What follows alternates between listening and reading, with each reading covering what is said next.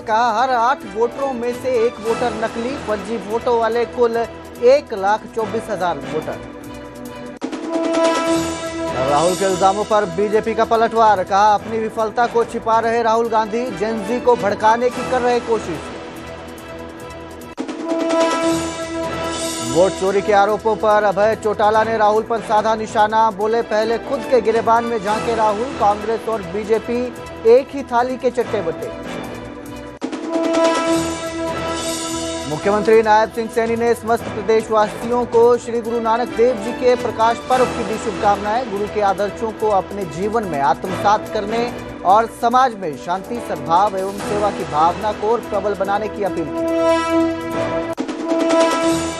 हरियाणा की सियासत में फिर बड़ा उलटफेर, पूर्व मंत्री संपत सिंह इनेलो में हुए शामिल, अभय चौटाला और रामपाल माजरा ने किया स्वागत। सिरसा में दिशा मीटिंग के दौरान जमकर हंगामा, कांग्रेस विधायक गोकुल सेतिया ने किया विरोध प्रदर्शन, पुलिस और समर्थकों में हुई धक्का मुक्की, सांसद कुमारी सैलजा ने मौके पर जाकर संभाली स्थिति।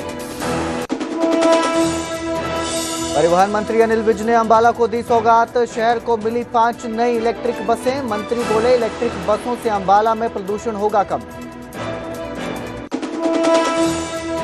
रोहतक में शेफाली वर्मा के घर पहुंचे पूर्व सीएम भूपेंद्र हुड्डा, परिवार से मुलाकात कर दी बधाई, सरकार से शेफाली को 2 करोड़ देने की मांग की। हेडलाइंस के प्रायोजक पतंजलि गाय का घी, मां का भरोसा, प्यार से परोसा।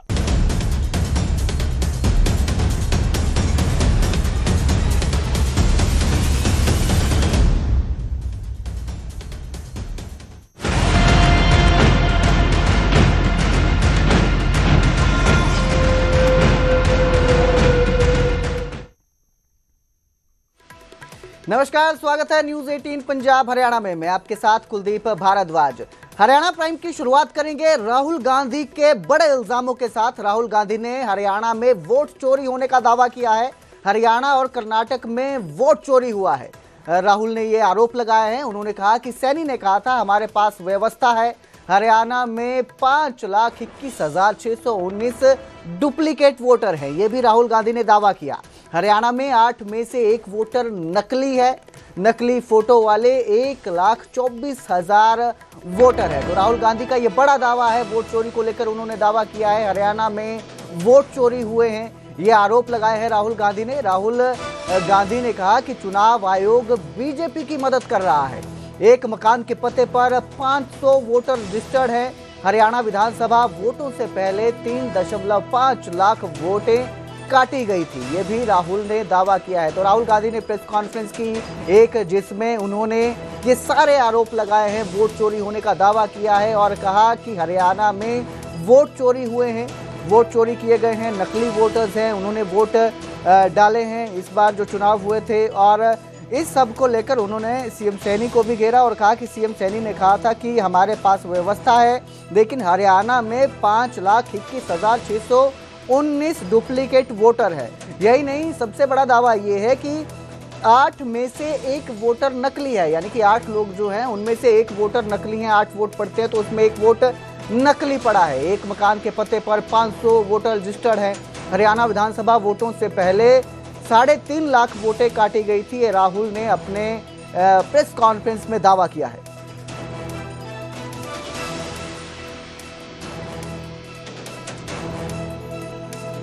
ये कहा है कि भारतीय जनता पार्टी एक तरफा सरकार बना रही है, हमारे पास सारी व्यवस्थाएं हैं, आप चिंता मत करिए। अब ये देखिए, मुस्कुरा रहे हैं। सारे एग्जिट पोल्स कह रहे हैं कि भाई आप चुनाव जीत रहे हो, सारे ओपिनियन पोल्स कह रहे हैं कि चुनाव जीत रहे हो। ये मुस्कुरा के कह रहे हैं भैया हमारे पास व्यवस्था है। कौन सी व्यवस्था, क्या व्यवस्था? ये इस प्रेजेंटेशन का लक्ष्य, आपको यह समझाना कि इनके चेहरे पे जो मुस्कान है ये क्यों है।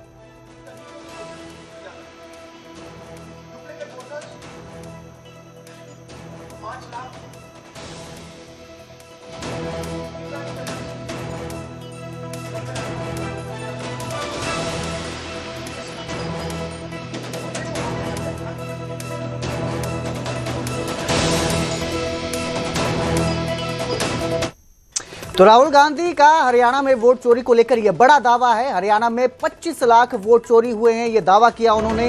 इसके साथ ही उन्होंने एक लड़की की आईडी से 10 बूथों पर 22 बार वोट डालने की बात कही।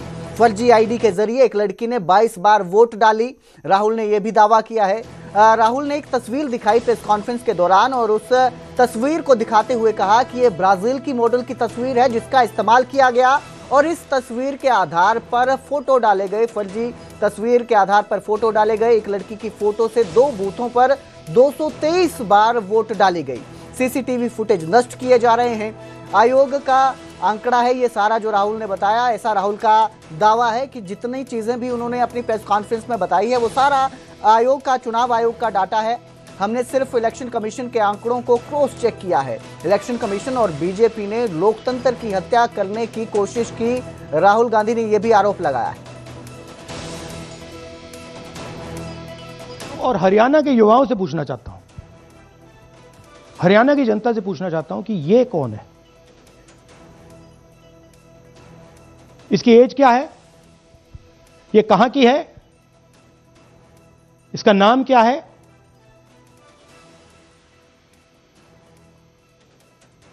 ये आपको बता सकता हूं, कभी इसका नाम सीमा, कभी स्वीटी, कभी सरस्वती। 22 बार हरियाणा के युवा अच्छी तरह सुनिए, 22 बार 10 बूथ में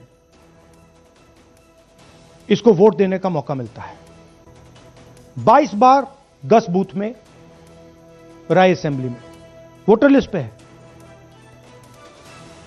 कहां की है? ब्राजील की है, हरियाणा की नहीं है, हिंदुस्तान की नहीं है, ब्राजील की है, मॉडल है, हरियाणा की वोटर लिस्ट पे है। चेक करना है तो वो उस पे आप उसको स्कैन कर दीजिए, देख लीजिए। इससे क्या पता लगता है? इससे पता लगता है कि ये सेंट्रलाइज्ड ऑपरेशन है। क्यों? क्योंकि ये 10 बूथ में इसकी फोटो आती है। मैं चाहता हूं और हरियाणा के युवाओं से पूछना चाहता हूं, हरियाणा की जनता से पूछना चाहता हूं कि ये कौन है, इसकी एज क्या है, ये कहां की है,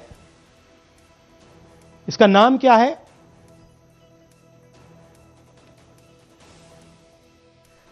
तो राहुल के इल्जाम काफी गंभीर हैं और इस खबर पर बीबी बत्रा कांग्रेस के विधायक हैं, वो हमारे साथ जुड़े हैं। बहुत बहुत स्वागत है आपका न्यूज़ 18 पंजाब हरियाणा में, बीबी बत्रा जी। हाँ जी। जी, तो ये आरोप जो है काफी गंभीर आरोप हैं। हरियाणा में वोट चोरी होने का ये दावा किया गया है राहुल गांधी की तरफ से। तो ये सवाल जो है कि these are the correct allegations. जी, अगर इलेक्शन सवाल है मेरा, आप एक बार मैं आपसे जानना चाहूंगा कि अगर ये सब इलेक्शन कमीशन के आंकड़े हैं तो इलेक्शन कमीशन से पहले इसकी औपचारिक शिकायत दी गई थी? शिकायत की कैसे बात करते हैं आप? It is responsibility 5,21,619 vote. अगर डुप्लीकेट वोट बने तो हुल sort out. You are asking that उसके लिए कंप्लेंट फाइल की। व्हाई? इट्स ए फ्रेंचाइज और एक डेमोक्रेटिक राइट है और एक इलेक्टोरेट किसी अपने एमएलए को, एमपी को चुनते हैं, सरपंच को चुनते हैं, सभी का चुनते हैं, कॉर्पोरेशन चुनते हैं। और ये कमीशन बैठा किस लिए है? What this commission is doing?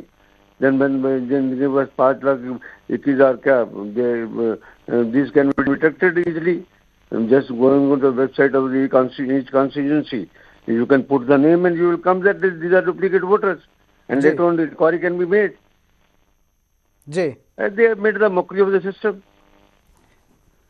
लेकिन सर सवाल ये है कि अगर पता चल चुका था कि अगर ये फैब्रिकेटेड है, ये जो नकली बनाए गए हैं वोट, तो उस समय क्या कार्रवाई की गई थी कांग्रेस की तरफ? नकली वोटों की राजनीति कांग्रेस नहीं करती। भारतीय जनता पार्टी नकली बोगस वोटों की राजनीति करती है और उसमें वो वोट चोरी में कामयाब हो गए जी, इसलिए हमारी हार हो गई जी।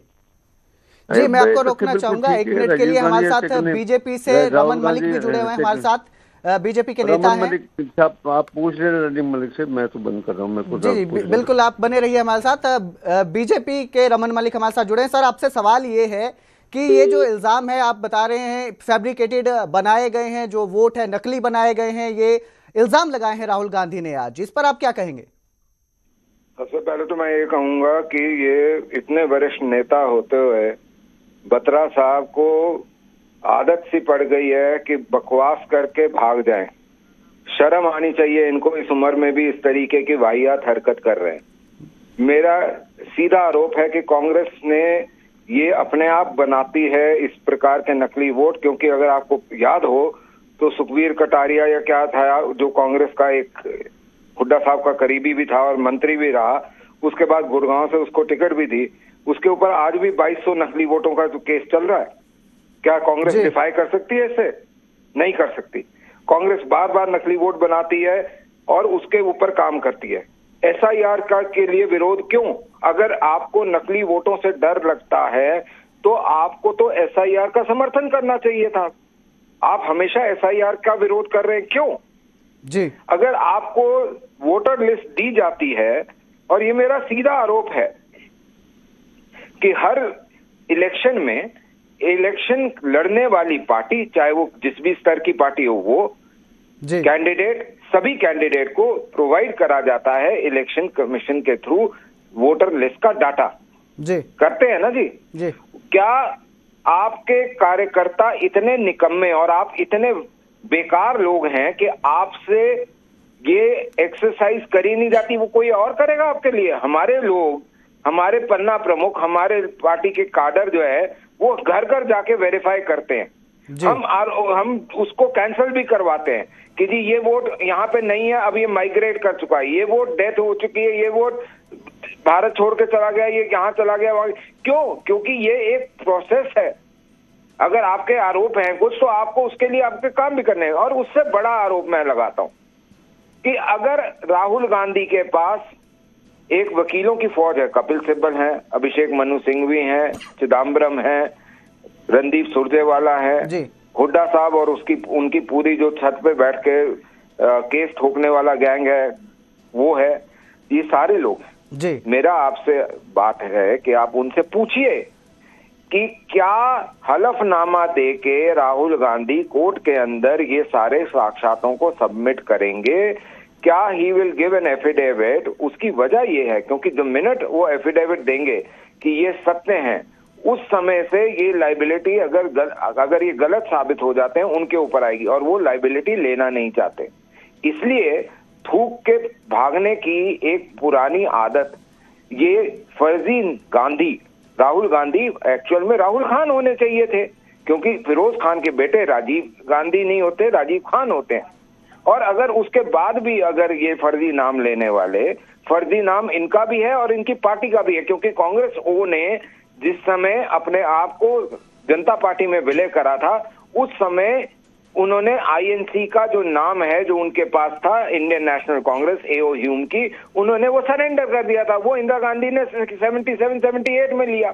तो मेरे को तो ये बताइए कि आप कीजिए, आप जो फर्जीवाड़ा आज तक करते आए हैं, आप उसका बात बताइए कि आप तो हमेशा फर्जीवाड़े पे ही जीवित रहे, आज भी आप फर्जीवाड़े पे जीवित है। तो मेरे को तो ये सामने करना है कि आप ये बताएं कि जी आपने कंप्लेंट क्यों नहीं करी हलफनामे के अंदर? करे ना एक बारी कंप्लेंट, पीआईएल डालिए। इस देश के नागरिक को, मैं पॉलिटिकल पार्टी से एफिलिएटेड हूं, कोई बात नहीं, लेकिन एक नागरिक भी हूं, टैक्स पेयर भी हूं। मेरा मत ये है कि आप एलओपी हैं, आपकी संवैधानिक ड्यूटी भी है, मॉरल ड्यूटी भी है, एक लोकतंत्र के लिए ड्यूटी भी है कि आपको पास अगर इस तरीके के साक्ष्य हैं जिसको आप सत्य मानते हैं, तो फिर तो इससे बड़ा फ्रॉड नहीं हो सकता था। तो अगर क्राइम का सबूत आपके पास है तो आप क्राइम को ना रिपोर्ट करने और सिर्फ एक प्रेस कॉन्फ्रेंस करें तो ये सिर्फ ये दिखाता है कि आपकी मंशा ही नहीं है कि वो सॉल्व हो। रमन जी, एक इन्होंने तो प्रेस कॉन्फ्रेंस की और एक एच फाइल्स के जरिए बताया कि इस तरह के फर्जी वोट पड़े हैं, वोट चोरी का दावा किया। क्या भाजपा के पास भी वोटर रोल ऑडिट रिपोर्ट है जो इस दावे को गलत साबित कर सके? देखिए, मैं बार बार यही बोल रहा हूं कि it has to be procedural. Procedure के बिना आप कैसे सत्य को स्थापित कर सकते हैं? अगर आपके पास ये साक्ष्यात जो है आपके हिसाब से सत्य हैं, तो क्या वो सत्यों को आपने कोर्ट के अंदर देना या पुलिस कंप्लेन में देना अनिवार्य नहीं है? क्योंकि वोट चोरी से बड़ा क्राइम तो लोकतंत्र में नहीं हो सकता ना जी। तो क्या अगर आपने इस प्रकार के क्राइम को अगर आप कंसील कर रहे हो एविडेंस को, तो वो गलत है या नहीं है? नंबर एक। नंबर 2, अगर आपका दिया हुआ हलफनामा झूठा साबित होता है तो भारतीय न्याय संहिता में, आईपीसी में भी था कि आप फेलिनी कर रहे हैं। अगर फेलिनी करते हैं तो इसका मतलब ये है कि आपने एक क्राइम करा है, और उस क्राइम का आपको अगर गलत केस डाला है और वो साक्षात गलत है, झूठे केस बनाने में आप अंदर भी जा सकते हैं, तो वो उससे डरते हैं। तो मेरा कहना ये है कि अच्छे अच्छे वकील आपके पास हैं, पैसे भी नहीं चार्ज करेंगे, आपकी चाटुकारिता करते हैं, इसलिए तो वो उनको बोलिए कि ये केस डालें। और अगर ये केस डाल के प्रेस कॉन्फ्रेंस करी होती तो मेरे ख्याल से ज्यादा इसकी क्रेडिबिलिटी होती। जी रमन जी, मैं आपको रोकना चाहूंगा, समय की थोड़ी पाबंदी है, यहीं पे रुकना चाहूंगा। बहुत बहुत शुक्रिया हमारे साथ जुड़ने के लिए रमन मलिक जी। तो राहुल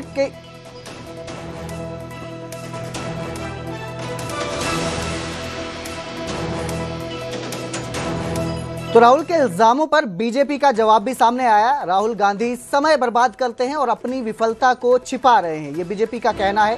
कांग्रेस के लिए बिहार में ये नया दाव है, कांग्रेस का लोकतंत्र में फैसला स्वीकार करना चाहिए। राहुल का एटम बम फटता क्यों नहीं है, बीजेपी ने यह भी कहा है। बिहार में 2 दिन बाद पोलिंग होगा और उससे हट करके हरियाणा का कहानी सुना रहे थे।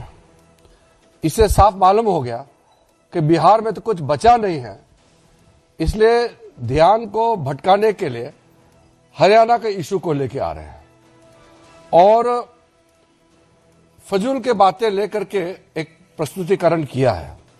मैं उस पर नहीं जाना चाहता हूं क्योंकि सब फर्जी था और कुछ विदेशी महिला का नाम जिक्र कर रहे थे। वो अब चुनाव के समय वो विदेश जाता है, पार्लियामेंट चलते समय राहुल गांधी छुपके से कंबोडिया। तो वहीं अभय चौटाला ने भी राहुल गांधी पर पलटवार किया। राहुल गांधी पहले खुद के गिरेबान में झांके। अभय चौटाला का ये कहना है, उन्होंने कहा कि हरियाणा में 14 विधायकों की वोट चोरी किसने की। कांग्रेस और बीजेपी को एक ही थाली के चट्टे बट्टे बताया। राहुल हिमाचल और तेलंगाना पर सवाल क्यों नहीं उठाते हैं, वहां पर क्यों नहीं बोलते हैं, यह भी अभय चौटाला ने कहा है। कांग्रेस तो आजादी के समय से ही वोट चोरी में लगी हुई है, ये भी बड़ा जो है बयान दिया है अभय चौटाला ने। होगा, लेकिन इसकी शुरुआत कांग्रेस ने करी। कांग्रेस ने सन 1982 में चौधरी देवीलाल के साथ 53 एमएलए थे और 53 एमएलए को लेकर के गवर्नर के पास जाके मिले थे और गवर्नर ने उनको अगले दिन ओथ के लिए निमंत्रण दे दिया था कि आप कल सुबह 10 बजे आकर के ओथ ले लें। इंदिरा गांधी जी उस वक्त देश की प्रधानमंत्री थी, उनके दबाव में आकर के जिस पार्टी के पास केवल 33 एमएलए थे, उन 33 वालों को ओथ दिला दी गई। तो सबसे बड़ा प्रजातंत्र का जो सरकारी दुरुपयोग किया गया वो कांग्रेस का है। ये काम कांग्रेस ने शुरू किया। कांग्रेस को इन चीजों को लोगों के बीच में जाकर के कहने से पहले उन जो अपने किए हुए कुक्रम है उनके लिए माफी मांगनी चाहिए। राज्यसभा में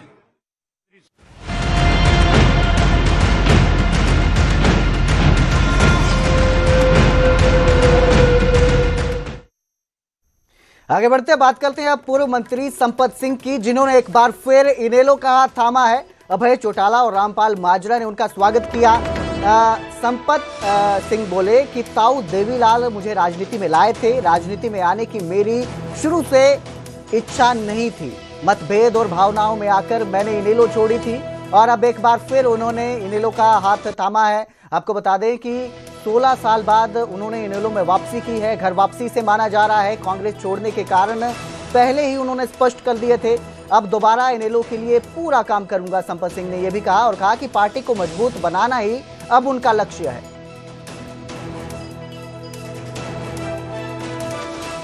घर वापसी की बात नहीं है, ये घर तो मेरा सदा ही रहा है। घर वापसी जब होती है, आदमी को नीतियां बदलता है, कोई प्रोग्राम बदलता है। मैं जो देवलाल की नीतियों को उजागर करता रहा, चाहे वो कांग्रेस पार्टी में था, तब भी मैंने उजागर किया और आज उन्हीं नीतियों को और मजबूत करने के लिए मैं जो है दोबारा उस प्लेटफॉर्म पर आया हूँ। आपने कहा कि चौधरी देवीलाल हाथ पकड़ कर लाए थे और राजनीति सिखाई थी आज, और उन्होंने राजनीति में बहुत कद भी मेरा बहुत ऊंचा किया।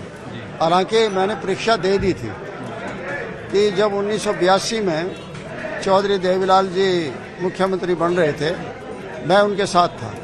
और उसके बाद में जिस तरह उनके साथ छल बरता गया, सेंट्रल सरकार ने किया, भजनाल को मुख्यमंत्री बना दिया गया, उस टाइम भी मैं कांग्रेस पार्टी में नहीं गया, क्योंकि वहाँ भी 10 एमएलए की जरूरत थी।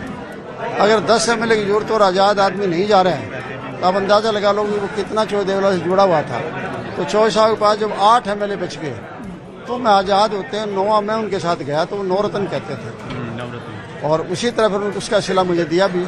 सारी उम्र जब तक वो रहे, चौटाला साहब रहे, उन्होंने उस पदों पर रखा।